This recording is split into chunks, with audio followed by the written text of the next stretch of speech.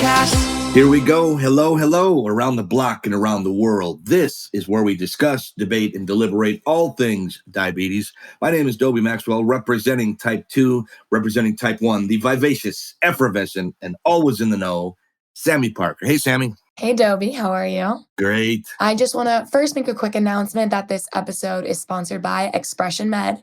They make thin, vibrant CGM tapes with hundreds of design options. And I'm actually wearing one on my Dexcom right now. It's the Overcast tie-dye color. And I just love how soft and thin these tapes are, honestly. And they let my skin breathe while holding my Dexcom in place also for the full 10 days, which is amazing. So stay tuned throughout the episode for a special promo code as well. Well, you asked me how I was. Now I feel better that you mentioned the sponsor. I thought, oh my gosh, hope we don't go off. We got to mention it. Now we're cool. We got a lot of nuts and bolts today on the episode. It's tech and med innovations of diabetes. I mean, thank goodness we are living in today's world because it's the best time in history to have any kind of illness at all. No, it's pretty wild. I remember when I was diagnosed and they told me, they said the name starts with a sir. And I was like, who and who? They were like, it was a long time ago. And they're like, in the 1900s. I was like, whoa, back before my time. Oh my gosh. There were people in the 1900s. I did live in the 1900s. You missed a lot of fun. I'll say that. It's okay. But I have a question for you. Do you know even where the word insulin comes from? Insulin comes from, I know that insulin was developed in Canada. Our parent company, Elizabeth, our Pod Squad producer, she's probably cheering, yay, Canada. And there's a whole different story there.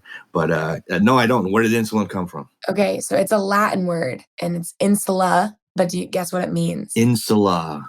I'm not even going to make a joke there because I'm sure someone's going to get mad at me for talking about insulin. What is it? It means island. Insulin means island, and they came up with the word insulin. Isn't that crazy? So Gilligan's Insula? Like they knew that there was a chemical that was missing from the pancreas in people with diabetes. This was in 1910. And then they decided to call it insula, which is insulin, and which means island. And I'm like, sounds too good to be true because I say I was meant for the islands. The Hawaiian Islands, and I'm diabetic. So. How about Thousand Island salad dressing? I do like all Thousand Island dressing. So when I was talking to somebody one time, I said, if I ever win the lottery, I want to go every place that has a salad dressing. Italian's got a salad dressing, French, Greek, that stuff. And I want to go to every one of the Thousand Islands. Every single one. Well, Dobie, can you shed some light on kind of when it was first even discovered? Yes, I was just going to bring that up. So the first diabetes symptoms first mentioned in 1552 BC. That's even before I know. So it's before Jesus, 1500 years, by Egyptian physician Hesy Ra, Hesy-Ra. I don't know why you have to have a last name when there's 26 people in the whole world back in 1552 BC. He documented frequent urination and emaciation, probably constipation. I didn't read it and subscribe. Also, ancient healers noted that ants were attracted to the urine of people with this disease. They didn't have a name for it then. Why? Because it had sugar, baby. Sugar, baby. Yeah, it was good. So I thought it was pretty good. 1552 BC. So this ain't nothing new. It's been around the block before. Yeah. Well, it's crazy because the actual insulin was discovered in I think it was 1921. And it was Sir Frederick Grant Banting and Charles Herbert Best. And they founded the first insulin, basically, that humans use. And it was pig insulin, which is crazy. Were those the Canadians? I think they're the ones that patented it. Yes, they're from Toronto. So, all right, hockey and insulin. Those are two good things to come out of Canada. And maple syrup, too. And maple syrup. The crazy thing for me is that they said that it was surprising if type 1 diabetics lived past 2 years after they found out they had it. And I was like, what? Wow. I'd have already been dead. I'm saying there's a better time now. I know. So would you rather be miserable and be alive than be happy and dead? Yeah. I'll take happiness and alive. We're working toward that. Because also, I think nobody really knew the difference. And then again, did you find the time period that they differentiated? Yes, I have it right here, as a matter of fact. It's funny because in the radio business, it's called show prep. And that's kind of what we do too. And it means every hour that you're on the air, you're supposed to average an hour of preparation. Looking stuff up, information, blah, blah, blah. Okay. We were on for 30 minutes. I bet I spent 4 hours in prep time looking for this, and you go and say, oh, I didn't know that. This is kind of a neat thing, and writing it down. Yeah. So also I have a printer that doesn't work, so my hand is crippled from writing it all down, but it's very fascinating. Yeah. So I didn't mind. So history of type 2, it got differentiated in 1936. Sir Harold Percival Hemsworth There's a name for you. I think we need to start adding sirs, like Sir Dobie. And Princess Sammy and Elizabeth. Yeah, what would it be for me? Would it be like, not Sir, Sir, well, no, Madam Sammy? Madam Sammy. Well, that might have a bad connotation depending on how you use that. Yeah. Sister Sammy. Anyway, so Sir Harry P. Harold Percival Hemsworth published research that differentiated between type 1 and type 2. He theorized many people had insulin resistance rather than insulin deficiency. So he kind of came up with that hypothesis, and he turned out to be right. Yeah, and then I'm going to piggyback off you. 1982 was when insulin, the first human insulin called Humulin, was actually produced in a factory and was basically being distributed for different marketing in different countries, which is crazy. And then that's when I had found also something about basically like the first, they used syringes. That was like kind of like the first thing to treat type 1 was using the syringe. And for type 2, the first thing was just exercise and nutrition, like don't eat carbs. But what's wild is that was like 1950s, honestly, like really when like they actually started using or like kind of coming up with like, okay, if they do these things, it'll stop. But then it didn't actually come until like 1985 that actually people used syringes to actually inject insulin. Now, isn't that pretty frightening? I mean, it's pretty late in the game. Yeah, it's crazy. I think people did die from this. I didn't do any statistics on that, but I have to believe that, back it's so primitive now. Again, I'm showing my age. That's fine. I always will. But growing up, I remember when they had this first moon landing. I was a kid. I was of the age that, as a kid, you'd see it. They bring the TV into the room. I know this for anybody in their 20s sounds crazy. They wheel a TV into the classroom. They turned it on, and then we watched the moon landing and the astronauts and stuff like that. It's very educational. But they said, and how ahead of the time it was back then, but the computer that we have on our cell phones, and everybody's got a cell phone nowadays, was about 10 times the power of the computer that they had to put people on the moon. So the technology in the past 30 or 40 years. So with diabetes, it's the same thing. Yeah. I mean, look back in the 50s and the 60s, and like I said, 1982, and that's Fred Flintstone. That's old time, ancient history compared to what you have now. No, it's wild. I think I found like a past to present with insulin pumps. It's an article, and it's insulin pumps from inception to the present and toward the future. And so basically, it was like the first insulin pump was the early 1980s. And it was called the auto syringe. So it was like when they were making the syringes, but they also created an auto syringe. And they called it the big blue brick. And it was about like 600 sales of pumps per month, which is crazy. So it was basically like an auto syringe insulin infusion pump. It was for you to like connect somehow, but still was like, it looks ancient. Like it's like, when you used to have like the big phones and now the phones are like a piece of paper thin. You don't know nothing, kid. I'm sorry. Your whole life you've had a phone with you. And I'm going to say, you bet you kids get off my lawn, the old. But back then there were phones. It wasn't even the big phone. That was an innovation. Before that, yeah, they were connected. You carried them.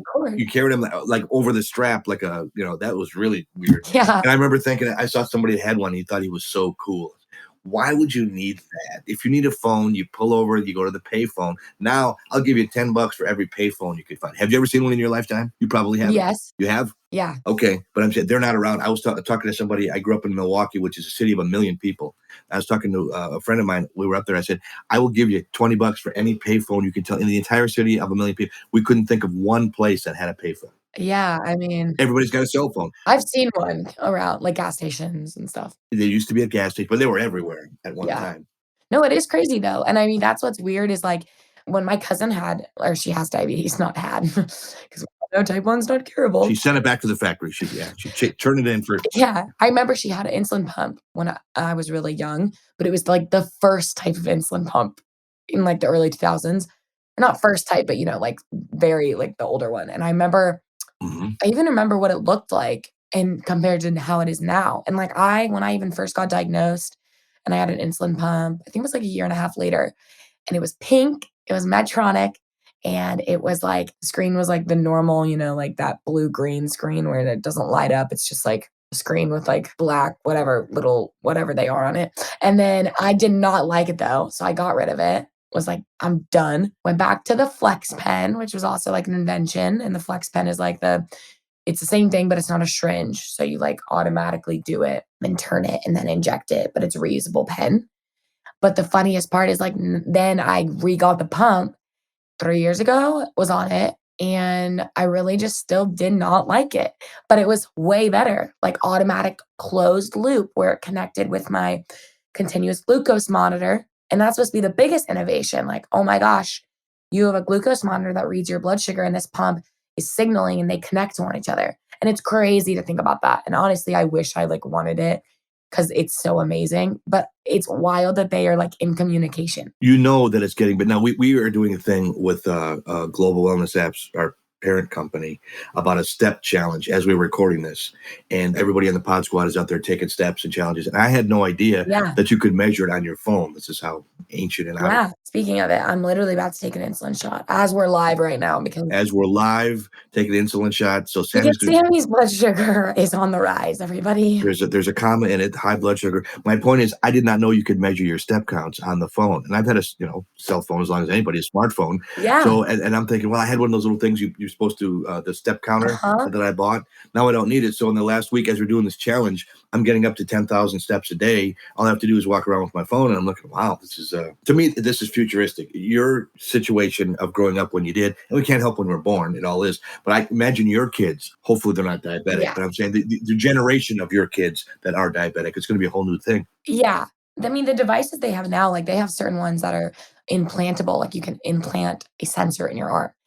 It's called the Eversense, and it's crazy. And I guess it's been out. I had no idea, but it like lasts for like 90 days in your arm. Wow. Which is crazy in itself. And even like the newest like the insulin pumps, like Omnipod, is amazing. It's literally like you have the separate device that you can control what the insulin, and it's like again also like connects with a sensor. But what's crazy is like it's its own patch, so there's no cord, no tube. You just put it on and it stays. How does it stay charged? To be honest, I don't know that much about it, but I know that once the insulin, it's like you have to change it I think it might be every 3 days. It might be 6 days. I get confused, it's like a guessing game. Every device lasts for a different amount of days. No, it does. And if you're listening and you have some information, maybe something that you've got on you, please contact Sami or me. Yeah. And we want to, broadcast it because it's exploding so much that everybody's learning. I can't believe how much I learned just digging in for this episode. We're not going to be able to squeeze it all in 30 minutes, but we'll give you as much as we got. Yeah. So did you kind of discover some type 2 medications? Type 2 medications, there are so many of them now. Metformin, that's the big one. I never took metformin. I was on insulin and I was off of it. What's funny, Dobie, is that we were swapping there. I was on metformin before and I'm not type 2. You were? How did that happen? Because I was insulin resistant. I was one of those lucky 1 in 5. Okay. God wanted to bless me with insulin resistant. Did you buy a lottery ticket that day when you heard that diagnosis? Like, you're insulin I was like, I'm insulin resistant. Like, what the hell is this? They're like, oh, yeah, it's kind of common sometimes. I'm like, oh, splendid. Yeah, so I was on metformin because they thought that it would help me with insulin resistance, like how it did type 2s, so that it would allow my insulin to work better when I injected it. So I took metformin for like 2 years. Did you sense a difference? Did you feel it? It's hard because I go back and I'm like, I don't know if it really made a difference. I don't know. Like high school years are really difficult because you're like, your hormones are going crazy. You don't know. Oh my God. Is it from the insulin? Is it? They're bubbling like soup for males and females. They just are. It's such an awkward time to add diabetes to that. That is just unfair. It was so unfair. The worst thing I hated was when guys would be like, I'm diabetic. Samantha, my blood sugars aren't that high. I'm like, A+ for you. You're not a girl. Yeah. But yep. So it was interesting. I was on metformin, but it didn't sit well with me. But that is something that I know has helped a lot of type 2s. And I talked to the doctor when I was in communication at the time, and he said, it could go either way. He goes, a lot of times it's like depression medicine.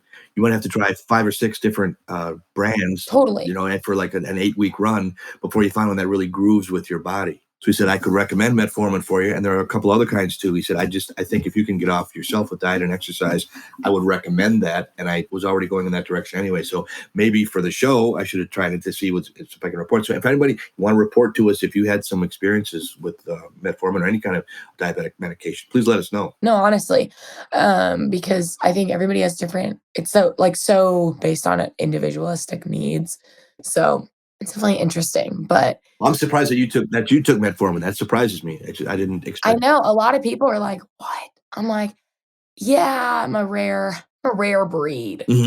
I like to say I really have tried every single option, other than a couple, but It is crazy. Well, it's crazy, but I'm saying you're still very young, but you got it young, so you've got a lot of experience at this age. So hopefully Yeah. as you mature through your life, you'll be able to help others. Like, I tried this, that didn't work so well. So you got to look at that as a positive. If it makes people feel better who are listening to this right now, I've tried a lot of I've tried insulin pump twice now, and I'm still on daily injections, like multiple daily injections. It's called MDI. It's an abbreviation for it. And I love it because I take my shot and then I'm done. And I have my sensor on and I'm like, yes, Dexcom is life. So it's just once a day. Take a shot once a day? No, every time I eat. Okay, that's what I thought. Okay, they got one. I just took it actually because I'm going to be honest, and this is straight off the press, hot off the press, everybody. Just got home. My sister's birthday today, and I was basically going and getting her some donuts and coffee. And I got back and I took insulin, but I ate right after I took the insulin. So my blood sugar right now is actually, I mean, it's sky high. It's 270. Whoa. Yeah, but let me explain. It's not actually 270 because I didn't pre-bolus, which means my insulin did not beat the sugar from getting to my bloodstream. So it's really high, but then it's going to come back down because the insulin's going to kick in. 270. I wish I could bowl at 270. I mean, Dobie, please, I have. Just kidding. I'm sure you have. Wisconsin, that's fighting words. You're not more like half of 270, like max was 120. Well, in my state, Wisconsin, if they pull you over, they ask you, your bowling average is right on your driver's license. Oh, you're a 170? You're okay. Yeah. Go on. Dobie, I feel like this is just a side note. I feel like as me turning 22, I'm becoming more sarcastic as time goes on. I like you even more. Sarcasm's good. That's a positive quality. I'm learning from you. Well, that's you can blame it on me. Well, it's his fault. It's okay. I was that one in school. As you progress in your diabetic journey, do you have any predictions? All these innovations that are coming up now, I got to believe it's just getting started. So there is a treatment. It's called Afrezza, I think. Hot Squad producer, you can look up Afrezza, I think. But it's basically like inhaling insulin. But we can touch base on that. We're going to take a quick break right now. This is Just My Type, the diabetes podcast. She's Sami Parker, and she's going nuts on her type 1. My name is Dobie Maxwell, type 2. We're going to take a quick break. Stay with us. We got more to come. Coming right back. Have you ever tried customizing your CGM? I'm obsessed with choosing a design that matches my mood, outfit, or even the season. That's why I love Expression Med Tape. With over 200 designs, I can choose between conversation starters, like giraffes with sunglasses, something more sophisticated like black marble, or keep it simple with a blending skin tone. If you haven't browsed through their collections yet, you must. It's like an art gallery of tapes you can wear. You know that Dexcom itch so many of us have experienced? Expression Med's tapes are so great for sensitive skin that they made an underpatch out of their material to help people who became allergic to the Dexcom adhesive. Talk about a brand you can trust, am I right? I'm actually currently wearing the Overcast tie-dye tape. It's been 3 days and the tape is looking so amazing and intact. My favorite part about these tapes is honestly that I don't even notice it's on me, and it's fashionable. Don't wait to try it out for yourself. Go to expressionmed.com and find the tape that fits you. Use JMT15 to get 15% off your first order. Go check it out now. The Diabetes app is an online community platform that was created to help people living with diabetes find support and information in one spot. On the Diabetes app, you can join groups and connect with other people all over the world and find tips that actually make a difference. And now, while you're using the app, you can collect points and earn rewards. Wait, you're confusing me. What do you mean? What I mean is the Diabetes app now gives you points anytime you like, comment, or post. You can collect these points and exchange them for rewards. We're talking promo codes, accessories, and more free gifts. Whoa, I like the sound of that. So you're saying I can earn free rewards just for doing what I already do? That's exactly what I'm saying. Keep using the Diabetes app, connect with others, find tips, and get rewarded for doing so. We're back. Thanks for joining us. Just My Type, Dobie Maxwell, Type 2, Sami Parker, Type 1. Today's episode, Tech and Med Innovations. And you know what? This is kind of fun to look at because I think the ball is already rolling. It's just going to get nuts. Yeah. With the Tech and Med Innovations. You have the list of the ones that benefited you the most? I wanted to touch base on this one really quick, but it's called Afrezza, the one I was talking about. It's an inhaler, and it's a rapid-acting insulin, which is crazy because originally you couldn't take insulin orally because your acid in your stomach and like GI tract basically would break it down before. Sure. But Afrezza, it's crazy because I still don't know how it's worked. I don't know how it actually works, but it's a rapid acting insulin. So I'm like, okay, that's interesting. I kind of want to try it.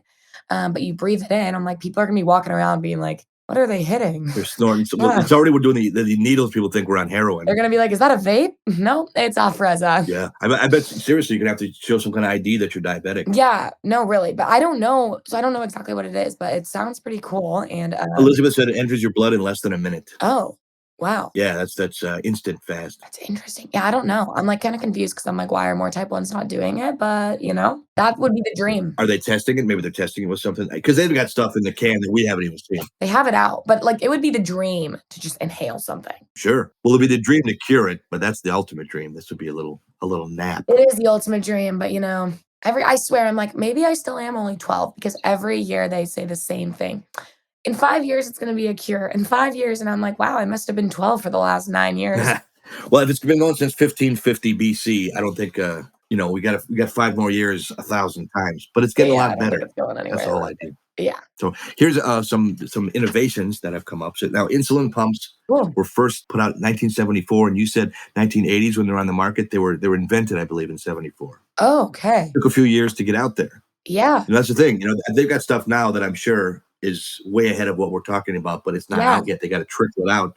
And I'm sure, you got to think about money too. All these big pharma companies are making billions and trillions on them. Yeah. Well, I mean, there's rising treatments, and this is kind of what I knew we were going to talk about, like innovations. But one of those is they actually are doing like procedures of like artificial pancreas, like internal artificial pancreas, like surgery. And they've had like, I think it's like 1 or 2 success stories that they've actually replaced. I don't really know how they've done it because I know that it's just the beta cells in the pancreas for type 1s, but they have like done like a pancreas transplant, or it's like some kind of enzyme or hormone that is like given to either reactivate or replace, and they've been cured. Well, that's the thing. They're working on like the artificial heart. So all the organs, they're playing with it, and we're like cars. They're just part us out. You go to the auto parts store, get a starter for your car. You go to get the pancreas at the human parts store. Yeah, it's wild though, because I'm like, that's one, and then the Dexcom, which is my favorite thing ever. The continuous glucose monitor? Yes. Wow, I'm so impressed, Dobie. That was good.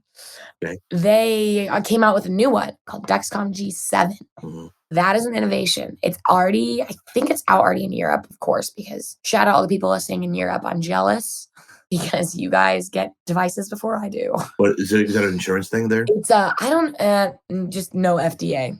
Okay. So, well, that could be good and bad. But yeah, I think we have it coming out soon, maybe I think in a year. But it's a new one, and the Dexcom has like a transmitter that's separate from the sensor. And now it's all in one, and it's also half the size, which is crazy. And I'm like so excited for it because I'm like Dexcom's lover right here. So I'm pumped for that to come out. And no pun intended, get it? I'm pumped. Yeah, it's funny. They said the 7. You said Dexcom. Yes, G7. G7. Is that like an iPhone 8, 9, 10, whatever? So it's like the 7th incarnation. We went iPhone 3 and now we're at what? iPhone 13. I think it's 13, yeah. Absurd. Got a microwave in there. It's got a laser beam. What are you at? Are you at iPhone what? I have the Roman numeral III. No, actually, I bought a 13. I broke my other one. I bought a 13 and didn't like it. Okay, Dobie, let's go. iPhone 13. Well, I don't want you got face recognition and all that kind of stuff. So I went back to the other brand. No. Because they fixed the screen. So I've got the 13, but that's my backup. I couldn't take it back. I bought it at the store. I didn't like it. It didn't navigate like the other one. So I went back. Got the that right there needs to be a quote. I didn't like it. It's my backup. Yep, that 13. Well, I couldn't take it back though. It's like a new car. If you bought a new car, as soon as you drive it off the lot, it depreciates by 20-30%, whatever, probably more. Yeah, that's fair. The same thing. So I bought the iPhone, and they said, "Well, we don't know if you can fix your other one." I said, "Well, I need a phone," and then they said, "Well, we can fix your one." So I can't take it back. You're going to lose a lot. So I said, "Well, I'll just use it as my backup." Yeah. Everybody needs a good iPhone. A 13. I got one that's never been used. I'll be curious to see how far we get in both the diabetes world and the iPhone world. So I think it's going to connect. I think you just press a little button on your phone and zap. Yep. Sammy, this is a point that we didn't make here. Meal delivery services is something that's not directly to diabetic standards, but it has come to, in doing my research, something that I can't cook. I can't make toast. I don't know how to cook. I've been on the road my entire life. So planning. Well, Dobie, I'll teach you. Well, we live only 2,000 miles away. So by the time you mail me my meals, they'll have bugs and worms on it. That's okay. But I'm saying just the service that would bring you a healthy meal in the right portion is something that's a real innovation that people like me really needs. Yeah, I think that's awesome. Now, do your parents plan your meals, or how does that work? I am a cookaholic dash nutritionaholic dash health and guru-holic. So I love it all. Well, I think we have to, as future episodes come, teach people like me who don't do it, never had to do it, just some very simple things that you can create your own. Yeah. So that's an innovation, I think. Talk about diabetes innovations. That's one of them that we forgot to mention. Yes. No, I agree. As we land the mothership here, we appreciate you listening. If you like it, tell your friends. If you didn't like it, tell your enemies. And we are here for you. We are here to entertain, engage, and what's the other one? Encourage. Educate. That's the one. How can people find us? Okay, well, question of the pod for this one is forgot the question. Yes, the question is, what diabetes innovation has changed your life the most? For me, it's been the Dexcom. Yes. What about for you, Dobie? I don't know. I'm thinking about that. I think it's just the, I guess, diagnosis in general. I'm just, okay. I would have no idea. I think that's a good thing. And I think that other people can ponder on it. And then you guys can share, comment, and review your responses and share them on our Instagram, TikTok, and Twitter at JustMyTypePod _, Facebook at JustMyTypePod, and hashtag JustMyTypePod. But please, guys, we would love and appreciate a 5-star review. It will take 2 seconds. Just please, please, please give us that little 5-star just so we can build up the diabetes community. That's less than a second a star. Yeah, exactly. So yeah, share though your answer about what diabetic device or innovation has changed your life the most, please. We have a quick shout out. Dustin Bumgardner is a listener down in Florida. And he said, I love the show. Love you guys. You're funny and you make me laugh. You teach me stuff. So that's what we're trying to do. Yeah. Thanks, Dustin. And thanks anybody else listening. Sami, put a cherry on the sundae. C'est la vie, baby. This is the Just My Type podcast.